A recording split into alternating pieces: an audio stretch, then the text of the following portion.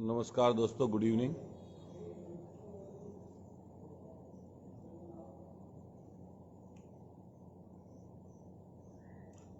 आप लोगों तक नोटिफिकेशन पहुंच रहा होगा। मैं अपने प्रदेश के, जिले के और तमाम साथियों से कहूँगा, गांव देहात के लोगों से जो अभी सोए ना हों, वो जरूर इस शामिल हों लाइव में और जरूर बात सुने। ये महत्वपूर्ण चर्चा मैं हालांकि कल भी करना चाहता था, लेकिन परसों से तबीयत थोड़ी खराब थी, इस कारण से आपसे बात नहीं कर पाया। लेकिन मैं चाहूँगा कि आप लोग जुड़ जाएं और इस चर्चा का हिस्सा बनिए।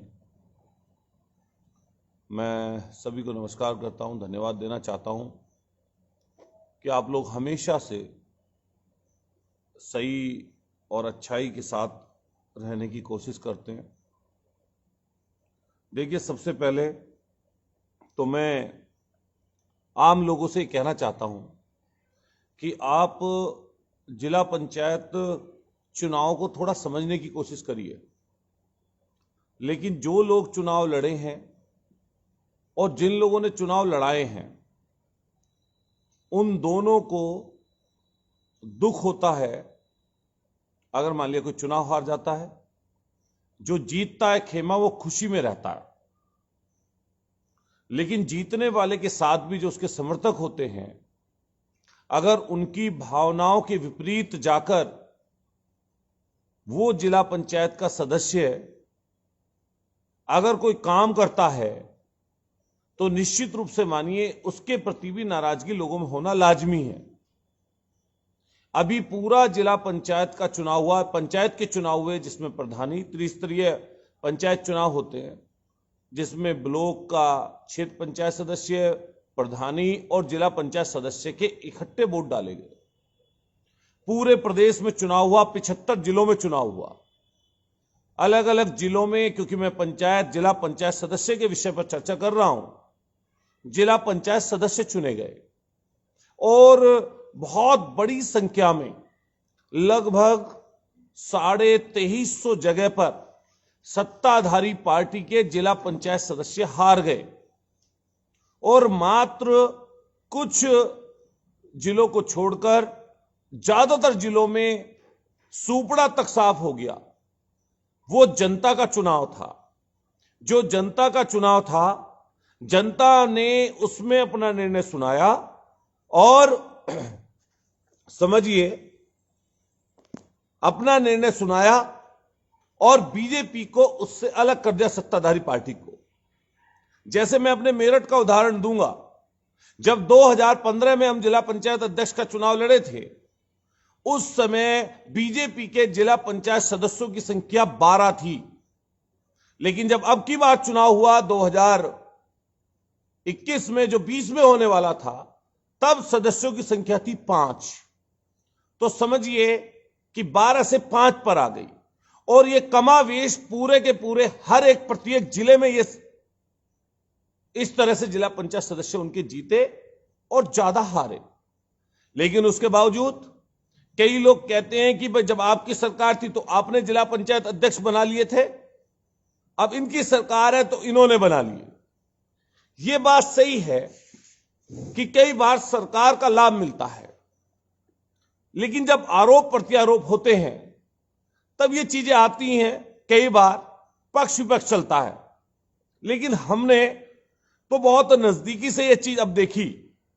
जो आज राष्ट्रीय अध्यक्ष जी ने फेसबुक पर, सोशल मीडिया पर जो उनकी एक लाइन जो निकली है, तो उसके लिए मैं कहना चाहता हूं आप लोगों से कि कुछ लोग, जो राष्ट्रीय अध्यक्ष जी ने बोला, कुछ लोग ना जाने क्यों अपना ईमान इस हद तक गिरा देते हैं। हालांकि आज तक के चंदे की बात की है, रक्षा सौदों की बात की है, लेकिन कई लोग इसको जिला पंचायत परिप्रेक्ष्य में भी समझ रहे होंगे और मैं समझता हूं उनको समझना चाहिए, क्योंकि हमने नजदीकियां दूरी में तब्दील होते देखी। मेरे सामने, हमारे सामने बैठकर कोई आदमी कुछ बात कहकर जाता है और जब भी बाहर जाकर निकलता है तो फिर सेटिंग गेटिंग के खेल शुरू हो जाते हैं। जैसे हमारे मेरठ में, मैं आपको जरूर आज उस बारे में तफसील से बताना चाहता हूं और मैं तमाम लोगों से चाहूंगा कि इस बात को जरूर शेयर करिए। मैंने हमेशा अपने जीवन में एक बात सीखी।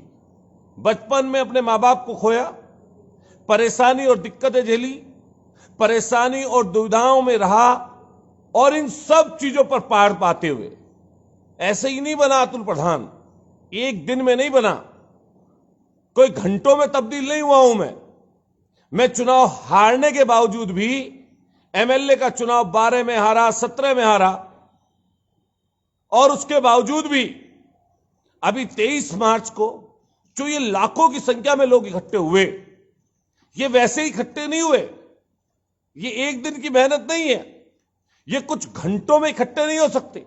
ये इतना प्यार जो अभी 23 मार्च को शहीद दिवस के दिन लोगों ने हमें दिया, ये कुछ चंद घंटे, चंद दिन, चंद महीने, चंद सालों का नतीजा नहीं है। ये लगभग 18 सालों की अथाह मेहनत का नतीजा था। वो प्यार था लोगों का, जो इतनी बड़ी संख्या में लोग आए यहां पर। इसलिए मैं सब लोगों से एक बात कह सकता हूं, और जो लोग मुझे जानते होंगे वो हर एक व्यक्ति जानता होगा इस बात को, कि पहला नंबर, कायर के लिए मैंने ये बोला है कि कायर वो शख्स होता है जो अपनी बात से पलट जाए डर की वजह से। मान लिया कोई काम है, कोई गलत सलत व्यक्ति काम करता है, उसकी वजह से अपनी बात को प्रभावित कर लेना, अपनी बात से हट जाना, वो व्यक्ति कायर कहलाता है। मैं उस चीज के लिए कहना चाहता हूं कि पहला नंबर तो हम कायर नहीं हैं। अगर कायर होते तो शायद कब का दूसरा दामन थाम चुके होते। दूसरा नंबर, चोर और धोखेबाज, और ये जो पूरा प्रकरण इस समय चला है, जो चंद लोग जिनकी पूरी की पूरी जिंदगी हमेशा घरों के अंदर दूसरे लोगों से सेटिंग कर कर गुजरती है, जो हमेशा सेटिंग का खाते हैं, जिन पर इन 4.5 सालों में 151 का मुकदमा भी दर्ज नहीं हुआ, जिन्होंने घर से बाहर निकलकर किसी एक आदमी की हेल्प नहीं की, और जो पिछले 5 साल, पूरी 5 साल की समाजवादी पार्टी की सरकार में जिन लोगों ने सरकार से लाभ लिया, जिन्होंने मलाई चाटी, जिन्होंने ओहदे पाए, जिन्होंने चीजें पाई, आज जब पूरे 4.5 साल में उनकी चीजें देखते हैं तो वो लोग कहीं नजर नहीं आते इस पूरे एपिसोड में, और बल्कि बिकने का काम कर देते हैं। हमारे मेरठ में विपक्ष के सदस्यों की संख्या निर्दलीय सहित 33 में से 33 में से 28 थी, 28, और लास्ट में आते आते सत्ता और विपक्ष के सामने मात्र 2 बचे। 2 लोग बचे, बाकी सब के सब लोग लगभग या तो लालच में चले गए या दबाव में चले गए।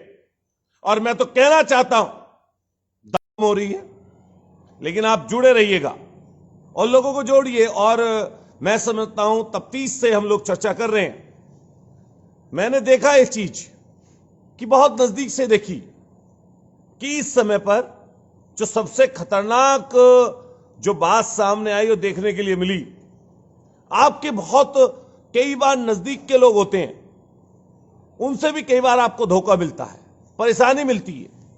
लेकिन मैं समझता हूं ये जो समय है पूरा, इस पूरे के पूरे समय में हम सब लोगों को मिलकर आने वाले समय के बारे में सोचना है। आरोप प्रत्यारोप होते रहेंगे, लगभग हर कोई व्यक्ति जानता है सबके बारे में। मैं एक छोटी सी उदाहरण देना चाहता हूं आप सब लोगों को। वो उदाहरण क्या है, और मुझे उम्मीद है आप लोग जरूर एक दूसरे तक इस बात को पहुंचाएंगे। लगभग आसपास के सब जिलों में मुकदमे हम पर दर्ज हैं। और जो लोग मुझे देखते आए हैं, हम लोगों ने जमीनी स्तर पर लगातार कोशिश की कि वर्क करें और बहुत नजदीकी से वर्क किया भी है। इसीलिए संख्या बहुत ज्यादा है लोगों की, जुड़े हुए लोगों की। मैं आप इसमें लगभग 54 के लगभग मुकदमे हैं और इन 54 मुकदमों में लगभग सब मुकदमे जनता के हित के हैं। इसी सरकार में, जो इस सरकार आई है, लगभग 28 मुकदमे अलग अलग जिलों में दर्ज हुए हैं, जिसमें औरैया जिला पंचायत के चुनाव में जब सरकार गई थी तभी चुनाव हुआ था तो मुकदमा दर्ज हुआ। बागपत में सुमित एनकाउंटर से संबंधित मुकदमा दर्ज हुआ। हापुड़ में अलग अलग प्रदर्शनों में मुकदमे दर्ज हुए। उपचुनाव में मुकदमा दर्ज हुआ। लॉकडाउन में 6 मुकदमे दर्ज हुए। सुमित एनकाउंटर से संबंधित जिले में अलग अलग थानों में मुकदमे दर्ज किए गए। कहीं किसी आंदोलन संघर्ष में रहे तो मुकदमे दर्ज किए गए।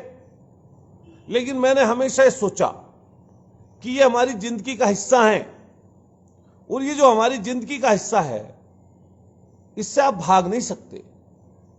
आज मैं जो चीज सबसे महत्वपूर्ण कह रहा हूं, ये कह रहा हूं कि अगर किसी ने किसी का विश्वास तोड़ा, अगर किसी ने किसी को धोखा दिया, अगर किसी ने किसी के साथ छल किया, तो ये ध्यान कर लेना, उसको भी जिंदगी में छल जरूर मिलेगा।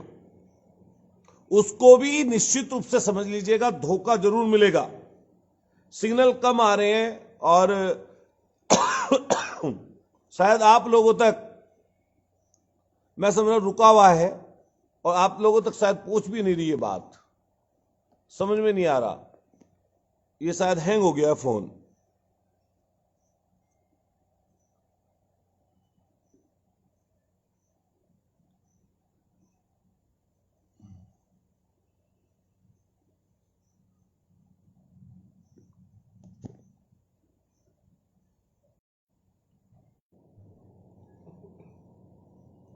अब शायद सिग्नल आए हैं, तो मैं आप लोगों से कहूंगा कि तबीयत थोड़ी खराब है, दवाई वाई ले रखी है, लेकिन फिर भी मेरा बोलने का मन था।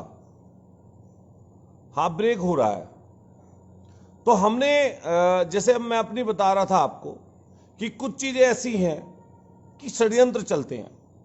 और षड्यंत्र कौन लोग करते हैं? जो फ्री होते हैं, जिनको कुछ करना धरना नहीं है, जिनको कोई मतलब नहीं है। मैं जैसे मेरठ की बात कर रहा था, तो मेरठ के लिए आप समझ लीजिए अलग अलग दौर में अलग अलग मीटिंगें हुई और लास्ट तक आते आते 25 तारीख की शाम को 26 तारीख को पर्चा भरा जाना था। समाजवादी पार्टी के लगभग हर एक व्यक्ति को, 2 को छोड़कर, एक तो सलोनी गुजर जो पार्टी में आई थी, हमारी पार्टी की अध्यक्ष का प्रत्याशी थी और हमें लोकदल का गठबंधन भी था, और दूसरा हमारी पत्नी की जगह जो चुनाव लड़े जितेंद्र गुजर, इनको छोड़कर बाकी सब लोगों से, क्योंकि मंत्री जी 25 तारीख को वहीं पर थे, सबसे कहा गया कि 3 सेट खरीदे गए, 3 सेट, आप इसके अनुमोदक प्रस्तावक बन जाइए, अपने लोगों को बनाइए। तो कोई आदमी जो ये बोलते हैं अभी इस पे अखबार में, छोटे छोटे अखबारों में लिखवा रहे हैं, सबसे पहले बिके हुए लोग, ये कोई आदमी 3 घंटे मीटिंग चली। जैसे आज ये लेटर आया तो मैंने लेटर को फेसबुक पर इसीलिए तो डाला नेतृत्व तक पहुंच जाए। हालांकि नेतृत्व को सब बात पता रहती है, किसी ना किसी माध्यम से बातें पहुंच जाती हैं।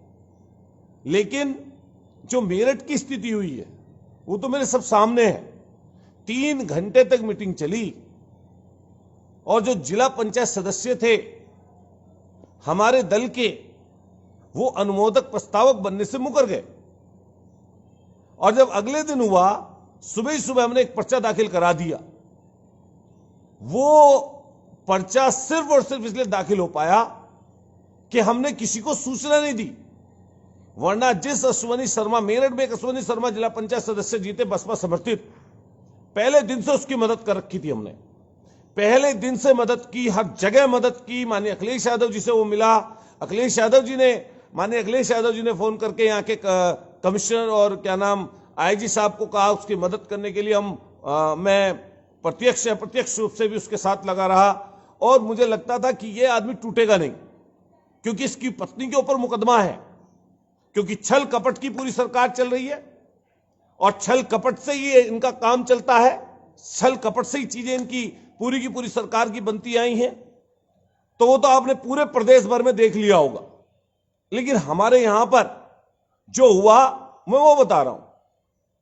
इसको बीच में से 1-1:30 बजे के लगभग ले लिया, लालच दिया, दबाव डाला, जो भी कुछ हुआ होगा उसके साथ, उसे अनुमोदक के वापस पर्चा लेने के लिए, अनुमोदक मुकरने के लिए उसको तैयार कर लिया।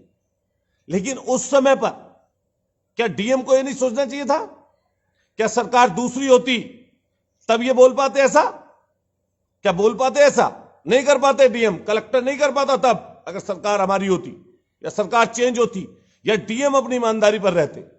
लेकिन उन्होंने दूसरे पक्ष को सुने बिना, जो अश्वनी सुबह के समय पर्चा भरवाते समय सशरीर उपस्थित था, कलेक्टर ने खुद आरओ रिटर्निंग अफसर वहां पर खुद कलेक्टर थे, उन्होंने जरूर यह बात पूछी होगी। मैंने पता किया था, क्या पूछा अनुमोदक आप हो? कौन? अश्वनी शर्मा की मैं। ये हस्ताक्षर आपके हैं? हाँ मेरे हैं। ये जो चीजें, ये अनुमोदक आप बने हो? हाँ मैं बना हूं। उसकी वीडियोग्राफी भी कलेक्टर के यहां पर होती है, हो रही थी। लेकिन उसके बाद उसका इस तरह से मुकर जाना और 3:30 बजे से 4:30 बजे तक पर्चे को कैंसिल कर देना, यह पूर्णतः सरकार और सत्ता की शक्तियों का दुरुपयोग करते हुए सरकार में बैठे हुए लोगों ने कराया। और हम तो चाहते थे कि किसी भी सूरत में बस चुनाव हो जाए, क्योंकि हमारी पार्टी का, हमारे नेता का, हमारे शीर्ष नेतृत्व का आदेश था कि किसी भी तरीके से पर्चा भरा जाए और किसी भी तरीके से हम लोग ये निश्चित रूप से आने वाले समय पर कर लें कि जो चुनाव होगा उसमें कितनी वोटें पड़ेंगी, लोगों का पता भी चल जाता कि कौन किसके साथ है। लास्ट में आते आते खैर बहुत सारी चीजें हैं, लोग टीका टिप्पणी करते हैं, इधर उधर की बातें बोलते हैं। जो लोग सुबह से शाम तक सिर्फ और सिर्फ साजिशें करते हो, ऐसे लोगों के लिए बस मेरा इतना कहना है, तुम जैसे लोगों की हैसियत नहीं है हम जैसे लोगों की हस्ती मिटाने की। ये जो हैसियत है ना हमारी, ये जनता ने बनाई है। जनता ने, आम लोगों ने, गरीबों ने, कमजोरों ने, नौजवानों ने। तो तुम और तुम्हारे ये साथी सब लोग जोड़ लगा लो। अगर जनता हमारे साथ है तो जनता हर साजिश की काट है। ये मैं हमेशा बोलता हूं कि कोई कितनी भी साजिशें कर ले, और ये जो पत्रकारिता लोग करते हैं छोटे छोटे अखबारों की, 500 रुपए में इनके जमीर को गिरवी रखा हुआ है। जब नेशनल चैनल जो पूरे देश के लोगों को प्रभावित करते हैं, जब वो भाजपा की बोली बोल सकते हैं सिर्फ इसलिए क्योंकि उन्हें पैसा लेना है, घूस लेनी है, एडवर्टाइजमेंट लेना है, तो ये बेचारे छोटे मोटे अखबार वाले तो क्या हैं? ये तो छोटे मोटे अखबार वाले बामुश्किल छोटी छोटी रिश्वत लेकर इनके रिपोर्टर्स कोई खबर चाहे छपवा लो, चाहे पूरा पेज छपवा लो। तो इसलिए मैं इन सब लोगों से ये बात कहूंगा कि देखो, ध्यान रखना है चीज, जिसके खुद के घर शीशों के होते हैं वो पत्थर नहीं फेंका करते। और तुम लोग तो ऊपर से नीचे तक घूसखोर, बेईमान, धोखा देने वाले, षड्यंत्र करने वाले लोग हो। इस मेरठ का हर एक व्यक्ति जानता है, हर एक व्यक्ति, मेरठ का नहीं पूरे वेस्ट यूपी का और पूरे उत्तर प्रदेश का, कि तुम्हारी औकात नहीं, किसी की हैसियत नहीं कि तुम अतुल प्रधान को खरीद सको। और अतुल प्रधान के जमीर में यह नहीं कि अतुल प्रधान धोखा दे दे। अगर गलत नियत होती और लालच की चीज होती तो हमारी पत्नी जिला पंचायत अध्यक्ष थी, समाजवादी पार्टी की सरकार में 2015 में हम इस्तीफा भाजपा की गवर्नमेंट में न दिए होते, जैसे लोग पलटी मारकर दूसरी सरकारों में चले जाते हैं, दूसरी पार्टी ज्वाइन कर लेते हैं, अगर हमारी जगह होता कोई तो ज्यादातर लोग पलटी मारकर दूसरी जगह चले गए होते। लेकिन जिस शख्स ने उंगली पकड़कर चलना हमें सिखाया, जिन्होंने कम उम्र में एमएलए का टिकट दिया, हार गए तो प्रदेश का अध्यक्ष बनाया, जिनके एहसान में हमेशा बोला करता हूं, जिन्होंने दोबारा जिला पंचायत का अध्यक्ष फिर बना दिया, जिन्होंने फिर हमें एमएलए का टिकट दिया, हमें रैलियां दी, समय समय पर हमें हमारी और हमारे लोगों की मदद की, तो कैसे छोड़ देते उस शख्स को। और मैं अपने लोगों से कहता हूं, जो अच्छाई में लोग खुशी में साथ रहते हैं, वो लोग अगर गमी परेशानी दिक्कत में आपके साथ नहीं है तो वो आपके दोस्त नहीं है, तो वो आपके लोग नहीं है। इसीलिए मैं सबको ये बात कहूंगा, जरूर सब लोग सुनिएगा ये बात, कि जिन लोगों ने फरेब किया है, अभी फिलहाल में 2022 का चुनाव है, उस जनादेश का सम्मान करते हुए 2022 में समाजवादी पार्टी की सरकार जो बनने जा रही है उसके लिए काम करना चाहिए। मैं आपको निश्चित रूप से बात कह सकता हूं, सिग्नल कट रहे हैं बार बार, आप जुड़े रहिए। मैं आपको निश्चित रूप से बात कह सकता हूं, 2022 में जनता इनसे डायरेक्ट परेशान है, बड़ी पीठ थपथपा रहे हैं, मोदी जी पीठ थपथपा रहे हैं। अरे बहुत सारे मुद्दे हैं, बहुत सारी चीजें हैं, लोगों को पचती नहीं है चीजें, लेकिन जिनका हाजमा दुरुस्त नहीं है उनका हाजमा भी जरूर दुरुस्त करेंगे हम लोग। वो भी ध्यान रखना है बात का, हाजमा जरूर उनका दुरुस्त किया जाएगा। और मैं नहीं लगाना चाहता फेसबुक के माध्यम से किसी पर आरोप प्रत्यारोप करने के लिए नहीं आया हूं। पार्टी ने सब लोगों से मांगा है कि वो जिले में जो सही चीजें हुई हैं उसके हिसाब से पार्टी कार्यालय को सूचित करें, पूरी विस्तृत जानकारी पार्टी को दें। और मुझे उम्मीद है प्रदेश के सभी आदरणीय जिलाध्यक्ष, महानगर अध्यक्ष, निवर्तमान अध्यक्ष सही रिपोर्ट अपने जिले की पार्टी के शीर्ष नेतृत्व तक पहुंचाएंगे। रही बात धोखा देने की, वो बहुत सारे लोग करते हैं, बहुत सारे लोग मिलते हैं, और यह हमेशा चीज होती रहेगी। धोखा देने वाले, फरेब करने वाले, लालच में आ जाने वाले बहुत हमेशा से रहे, और वो हमेशा तक रहेंगे जब तक ये दुनिया रहेगी। इसलिए उनके बारे में बहुत ज्यादा चर्चा करने की जरूरत नहीं है। आगे बढ़िए, आगे के समय को देखिए। मैं सरदना विधानसभा के क्षेत्र के लोगों से कहना चाहता हूं, सरकार रहते हुए या सरकार के बिना जनता का व्यापक समर्थन, लगभग बड़ा समर्थन, वो हमारे साथ है। इसलिए हम 2 बार चुनाव बेशक हारे, लेकिन जनता का आशीर्वाद है हमारे पास, और वो आशीर्वाद 2022 में अखिलेश यादव जी का, पूरे प्रदेश में अखिलेश यादव जी के ऊपर है, और जनता पुराने समय को याद कर रही है। इसलिए निश्चित रूप से आप समझ लेना, जान लेना कि जो षड्यंत्रकारी लोग हैं, जो भाजपा से मिलकर काम कर रहे हैं, चाहे वो किसी दल के हों, ये मत सोचना कि ये जनता पागल है। सब चीजें पता है जनता को, ये ध्यान रखना। जो तुम काम कर रहे हो ये जमीर को गिरवी रख के, तो ये सब लोगों को सब बातें पता रहती है, क्योंकि कुछ इंसान हैं हम लोग भी। अगर कोई गलत बात चीजें अच्छा काम करने के बाद बोलता है तो गुस्सा आता ही है इंसान को, शायद और लोगों को भी आता होगा। इसलिए बस मैं तो इतना कहूंगा कि 2022 की तैयारियों में जुटिए, और 2022 में उत्तर प्रदेश में जनता इतनी परेशान है। मुद्दा इस समय पर यह है कि डीजल पेट्रोल के दाम हर दिन बढ़ रहे हैं। जो भी जरूरत की चीजें हैं, चाहे खान पान की चीजें हों, चाहे हमारे अन्य जरूरत की चीजें हों, बिजली पानी हो, डीजल पेट्रोल हो, रसोई गैस हो, किसानों से संबंधित कोई चीज हो, हर चीज महंगी होती जा रही है, हो रही है लगातार। मुद्दा यह है, ये कैसी सरकार है?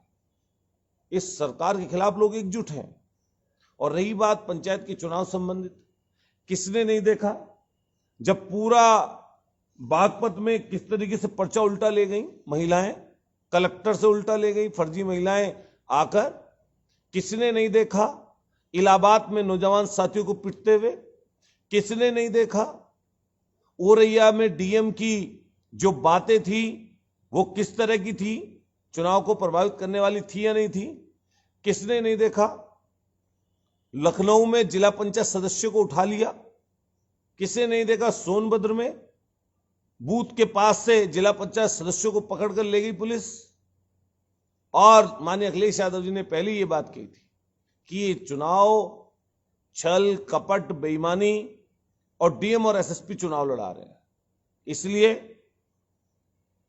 जो लोग जिन्होंने जो किया वो सबके सामने है। मैं आप सब लोगों से रिक्वेस्ट करूंगा कि आप और हम सब लोग मिलकर ये जो संघर्ष है सालों का, इसको खराब ना करें, आगे बढ़ें। और आने वाले 2022 के चुनाव का ज्यादा समय नहीं बचा है, मात्र 6 महीने बचे आचार संहिता लगने में, और इन 6 महीनों में बहुत सारी चीजें ऐसी निकल जाएंगी।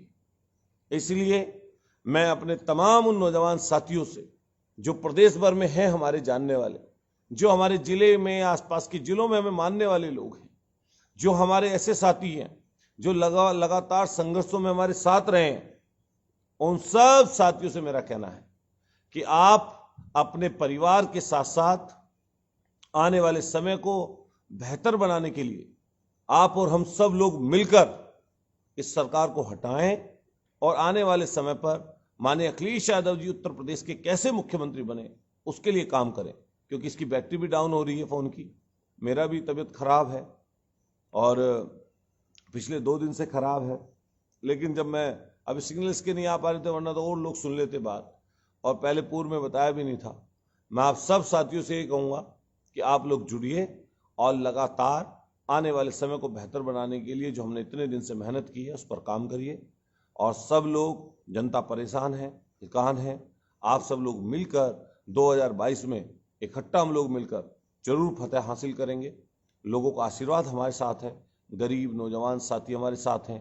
किसान आंदोलन को आप देख ही रहे हो किस तरीके से खराब करने की बात है। इसलिए मैं जितने साथी जुड़े हुए हैं, दिनेश गुजर, गुड्डू बातनोर, नीरज गुजर, हमारे विपिन नागर जी, और फोन बंद हो जाए कभी भी तो हो जाएगा, नीरज गुजर जी, पिंटू चौधरी जी, अफान रिजवी भाई thank you, Sumit Kumar ji, Arun Chaudhary ji मिरकपुर, Guddu बातनोर, Vishal Dagar ji,